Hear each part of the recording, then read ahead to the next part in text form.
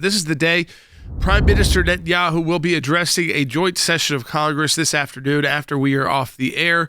So we, of course, cover his remarks tomorrow on the broadcast. But what a lot of discussion is about the protests that are occurring on Capitol Hill and some statements made by the congressional left of the Democrat Party. For instance, Congresswoman Rashida Tlaib, she wrote on X that Netanyahu is a war criminal committing genocide against the Palestinian people. It is disgraceful that leaders from both parties, Republican and Democrat, that's the only way you have a joint session, is you have to be invited by both the leaders of the Republicans and Democrats. And of course, it's the Senate Democrats who lead the U.S. Senate, that leaders from both parties have invited him to address Congress. He should be arrested and sent to the International Criminal Court. That's Rashida Tlaib. AOC, it is a dark day in U.S. history when authoritarian with warrant requests from the International Criminal Court is allowed to address a joint session of Congress. 40,000 Palestinians are dead. Put an asterisk there, folks. Put my own asterisk there. Hostages aren't home. Of course, that's true, but whose fault is that? Hamas. Netanyahu is a war criminal. Of course, he's accused of that by the ICC, but there's been no final judgment there. She forgets the fact that they have also brought up those Hamas leaders on the same kind of charges, as exactly the same charges as Netanyahu. And then she will, of course, be boycotting his address. I'm sure they're very excited about that in Israel, that she won't be there, as well as some of these other radicals. But I think, Will, we're at a time, after we saw what happened at President Trump's rally, when we know there are a lot of protesters on Capitol Hill who represent a lot of different groups who may be opposed to Prime Minister Netanyahu, from Israel group, from pro-Israel groups, who are saying he's not doing enough to get hostages out, to radical pro-Palestinian groups. And then after we saw what happened Saturday, you can think something is very secure, with the Secret Service head leaving and after all of the pressure yesterday, finally stepping down from that position, which I think we all expected to see when there was that bipartisan call. But now the question is, can security step up and secure an event like this in Washington, D.C.?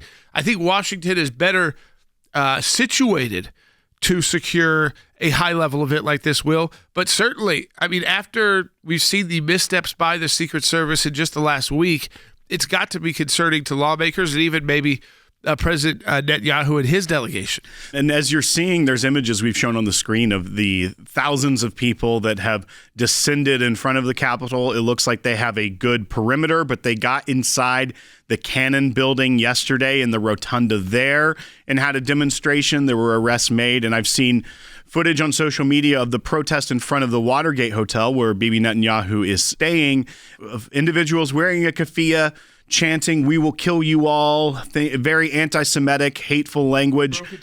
Broke into the hotel and released maggots in a conference room that was reserved for some of the delegation, as we're showing on the screen there as well.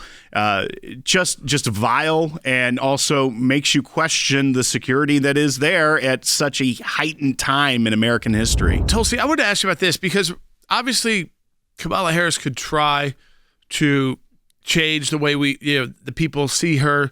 But instead of being at the Senate and in Congress today for this joint session speech by Prime Minister Netanyahu, and even being there, she could come out and be critical. It gives her the opportunity to speak on the issue. She's decided to keep her regular schedule. She's attending a sorority event, and it's a big sorority event. I think if you were vice president, maybe even president, and it fit into your calendar, certainly you could probably go to both of these. And I feel like she could probably do that now anyways. But instead of taking that path, she's running from Washington, D.C. with a major issue that's especially controversial in her party, not especially controversial inside the Republican Party, but certainly in her party, the issue of supporting Israel and to what extent. And instead, she's punting on it and running away to Indiana.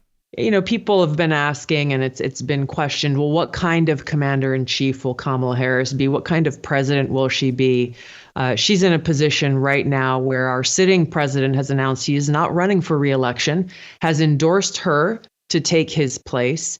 And the very first opportunity that she could have to go and demonstrate her leadership and what kind of president and commander-in-chief she would be by attending and sitting in what is a major, as you said, it is a major address to Congress by our longtime strongest ally in the Middle East, the Prime Minister of Israel, coming and speaking about an issue that is important to the American people and obviously important to Israel and to Palestine and everything that's unfolding across the Middle East. This is an issue that's extending beyond this decades-long conflict, generations-long conflict between Israel and Palestine.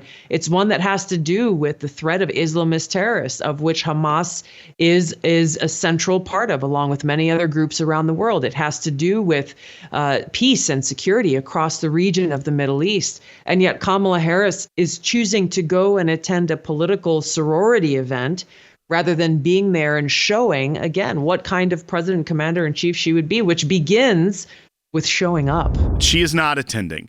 This is the most divisive issue in the Democrat Party right now. You're seeing thousands and thousands of protesters all across the U.S. Capitol today.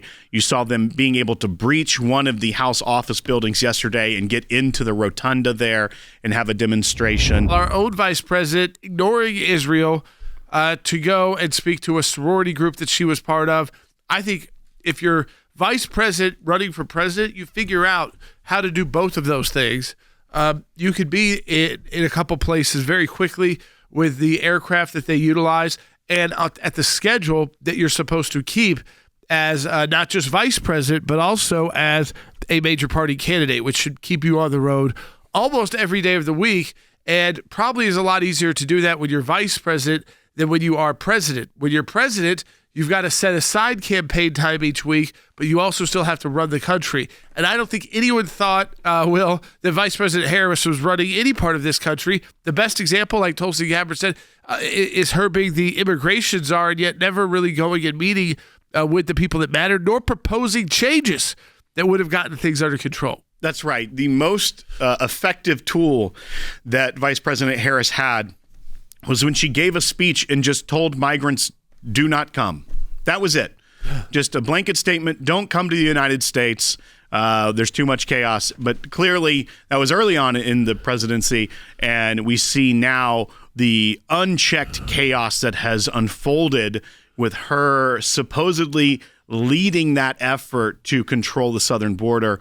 And I think, once again, it's not going to be the personal attacks or the memes or the petty politics against Vice President Harris that will do any good to try and defeat her. If anything that could make her more endearing, it's going to have to be her record. Yeah, and she's got one because she was vice president of the United States under President Biden. So the interesting part will be, does she try to ever distance herself from any Biden policies while she is still serving as the vice president to President Biden? And how long does that last?